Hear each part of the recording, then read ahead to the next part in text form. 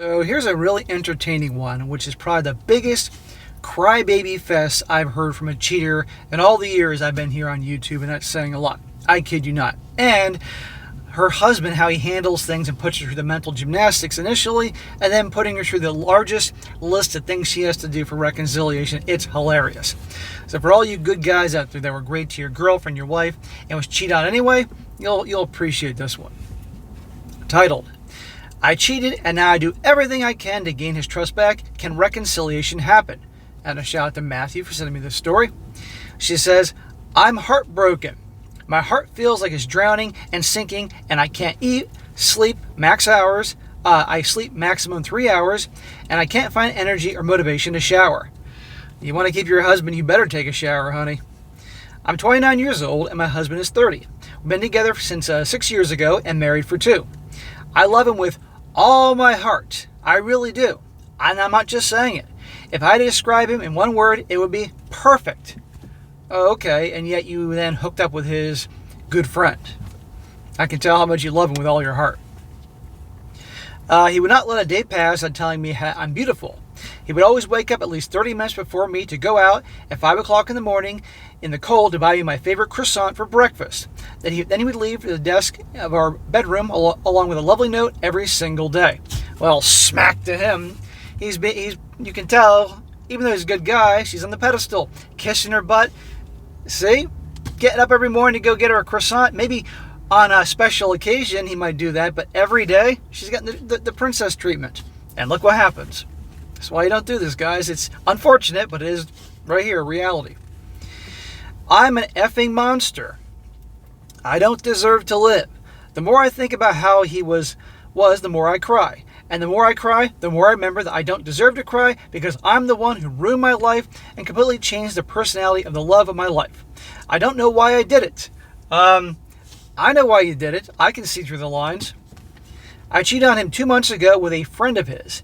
After dealing with a panic attack, I immediately told him the same night. Oh, well, okay, then that makes everything better. At least she told him, but still, regardless. This guy's been great to you. He's too nice, and I can see why it killed the attraction for him, but still. Everything changed since that day. While I was confessing to him, he didn't say a single word. He refused to speak to me the next few days. I would call him, message him, try to talk to him when he was at home, and he would always ignore me. See what happens when a guy doesn't engage a woman, how it makes her crazy, the mental gymnastics he's going through here?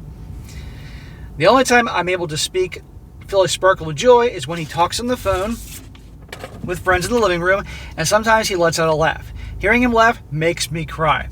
Boo-hoo. The tiniest violin is being played for her right now. Almost 2 weeks ago, while he was lying on the couch and he was about to sleep, I asked him if we could talk. He told me no, because he doesn't consider me a real human. I tried with all my strength not to let the tears flow down, and even though he didn't want me there, I sat on my knees on the floor near him, apologizing for every single thing I've done. Now, as funny as this is, this guy should just dump her. Maybe he's talking to his lawyer behind the scenes, I don't know, and just enjoying her meltdown here. Who knows? But I asked him if he wanted to know the details of what happened. He did not answer. I asked if he wanted to know why I did it. He did not answer. I asked if he wants to divorce me. He didn't answer. The indifference, the silence is making her crazy. This is worse than him just saying, no, I'm divorcing you, get the fuck out of here. At one point, I just couldn't control my desperation, and I started crying and begged him to tell me what I could do to solve this. And he didn't answer. I got up and went to our bedroom. I cried for nearly 3 more hours nonstop. Does this broad have a job? Does she have something else she can do other than sit around the house crying all the fucking time? At this point, I was around, it was 2 o'clock in the morning. I just wanted to see him again, and I've gone back at the living room to just stare at him from a distance. That's creepy. I was sure he was sleeping, but one part of me hoped he wasn't. And I said quietly to him, if you don't want to talk to me by voice, please at least consider it through messages. After an hour, I returned to our bed and cried to sleep. I'm sure you did. At 9 o'clock in the morning, I woke up seeing a letter on our desk. I almost jumped from happiness without even reading the letter. I was just so happy that he took time from his life to have some sort of interaction, even though it's not a direct one. I started to read the letter, and it was a list of things he wanted me to do. He prefaced writing, "You are not forced to do any of these things. However, if you do, I'll deeply take that in consideration. This is what he demanded from me." Now listen to this list of all the things he demands from her. And it's funny as hell, but like it's really going to happen. Number 1, block from all social media the friend whom I cheated on him with. 2, give him every password of every digital account that I have. 3, install parenting apps to always know my location.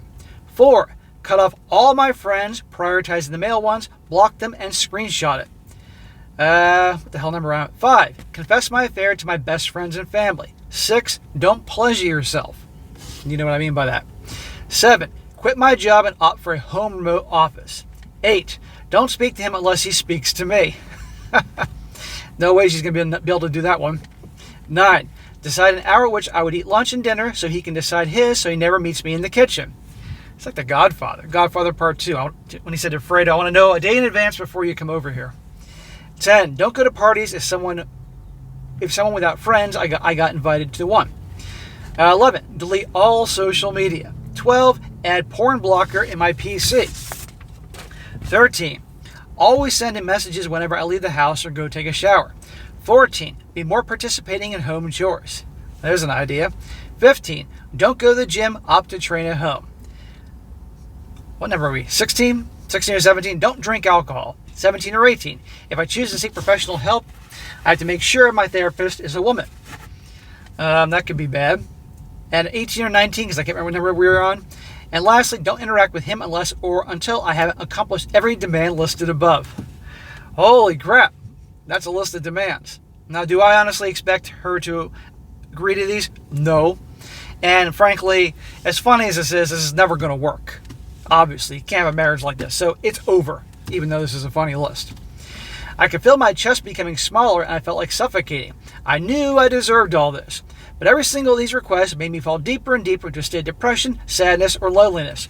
Yeah, drama queen, we get it. Not because I think they're unfair. I didn't think they were, but it just shows how much I destroyed his trust. I accepted to do everything on the list. This list has like 18 or 19 things. There's no way she's going to do everything on the list, let alone remember everything on the list. I started with what I believe was easier and quicker. I immediately blocked the man I cheated on with my husband with. The hardest things were calling my friends and family to tell them about my affair. I've got no friends now, and even my own father despises me, rightfully so.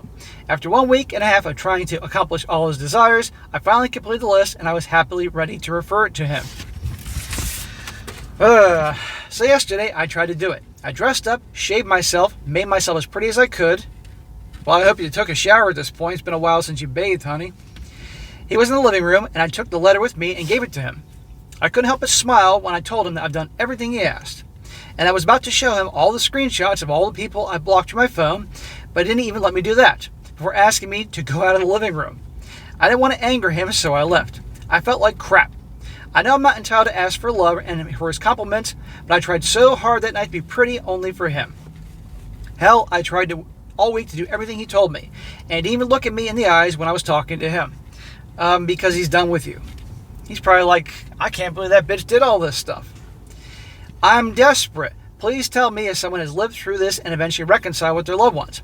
I'm terrorized that he made me do all those things only to punish me, which I will be fine with. I'll do everything he asks me, but if he makes me do it only to punish me, not to see me with someone worth loving again. I don't think I can emotionally handle that. Did I ruin my life forever? Please, I need suggestions on how to do and how to behave. Well, here's your first tip. Take a shower if you haven't done that yet. And then number 2, lady, it's over. Okay, he's probably just fucking with you. He's probably meeting with his lawyer and figuring out his plans. He's like, what can I get this bitch to do? Nobody feel bad for you. She's looking for pity. And I didn't really scroll through the comments because this story is long enough, but I guarantee she's not getting a whole lot of it. She hooked up with his best friend. This guy treated her like the queen. He shouldn't have done that, but he did. And look how she repaid him. And it's over. End of story. Now, we can all laugh at this guy for how he's handling things, the mental gymnastics by not talking to her. Very important note, guys. They can't function without drama, and he has given it to her by just simply not talking to her. The difference is killing her. But that giant list of 18 or 19 different things. Hilarious. But, bro, it's over. End of story. He needs to end it with her and move on, because you can't go on out like that. Once a cheater, always a cheater. And that giant, she's basically, it's a prison for her. That's not going to work. And no healthy relationship is ever going to be like that. Let's be honest here. So he handled things quite well, but now it's time to move on. So I'm going to pay attention to this one to see if there's any updates here. But let's hear in the comment section what you guys think is going to happen going forward.